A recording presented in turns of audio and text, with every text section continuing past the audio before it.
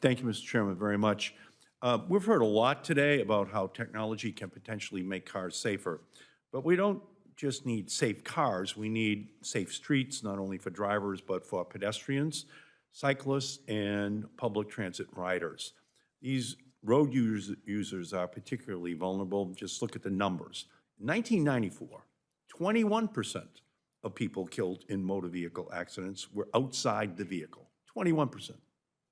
In 2022, that number rose to 36% of those killed were outside the vehicle. Pedestrian death tolls tell a similar story. In 2011, 4,400 pedestrians were killed by motor vehicles. In 2022, that number was 7,500 people. And that's why I introduced my Complete Streets Act. The bill mandates that all new construction along dangerous roads must include complete streets elements like bicycle and pedestrian paths. Mr. Krasenstein, Detroit works hard to include complete street design elements in its road structure. Do you agree that we must prioritize complete streets at the federal level in order to make our roads safer? Thank you, Senator, for your question, for your support on road safety and complete streets. Absolutely. I think that for any street design, having a context-appropriate complete street is critically important. That doesn't necessarily mean that the right solution is to put bike lanes on every single street, but to have the types of solutions that are appropriate for the road. So that could be looking at things to slow down traffic to allow pedestrians to cross safer. It could be using bike lanes in order to do traffic calming measures, or it could just be like having painted crosswalks so that pedestrians can safely cross the street. I think there's a variety of types of countermeasures that can be used, but anything we can do to support complete streets and safer streets types actions on any new street, especially streets that receive federal funding, I think is extremely valuable. Oh, excellent. Now I'd like to pivot to another important topic, autonomous vehicle safety. Automakers are increasingly including new software in vehicles that can assist drivers with accelerating, braking, and turning. Yet these driver assistance features are only designed for use under certain road conditions and with an alert driver behind the wheel. These features are especially dangerous when automakers give them misleading names that lull drivers into a false sense of security. The worst offender is, of course, Tesla, which has created an autopilot mode that at best should be called semi-pilot.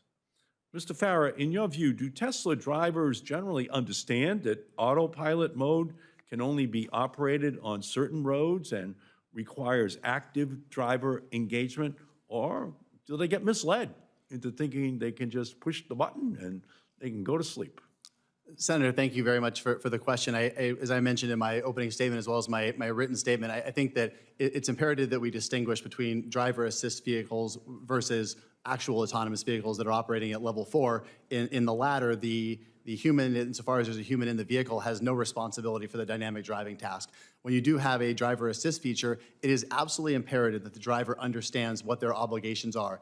They need to be prepared to be able to take over at a moment's notice. Many people have had confusion that has led to a number of situations, and certainly appreciate the spirit of what you're getting at. No, thank you. So that's why I've urged both the National Highway Traffic Safety Administration and the Federal Trade Commission to investigate Tesla's misleading autopilot system and have directly demanded Tesla to stop using this dangerous branding. And I'd also like to discuss a critical safety issue with driver assistance features like Tesla's Autopilot and full autonomous vehicles. These systems can only be safely operated under certain conditions and in certain locations, such as highways in sunny weather. In the autonomous vehicle industry, these conditions are known as the operational design domain, which identifies where and under what conditions a driving assistance feature like Tesla's Autopilot or a true autonomous vehicle can safely operate. By contrast, these automated features or autonomous vehicles are specifically not designed to be operated in other road conditions such as dangerous winding roads with cross traffic. So again, Mr. Farah, you represent many manufacturers who are testing full autonomous vehicles. Can those vehicles operate outside their operational driving domain?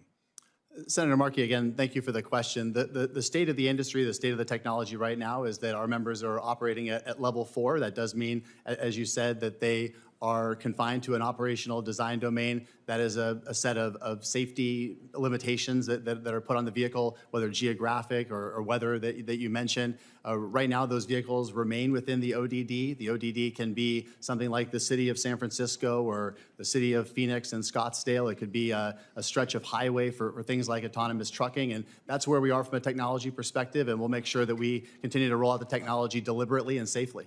Thank you. And should autonomous vehicles or vehicles with driver assistance features engaged be able to operate outside their operational design domain, Mr. Farah? I cannot speak to the driver assistance features in terms of what it is, the state of the technology is there. I can only speak to level 4 technology where our members are now. Well, again, my view is that there's absolutely no reason that driving features like Tesla's Autopilot or full autonomous vehicles should be operating outside of their operational design domain. Thank you for this hearing, Mr. Chairman, and thank all the witnesses for their expert testimony. Thank you, Senator Markey. Senator Lujan, you're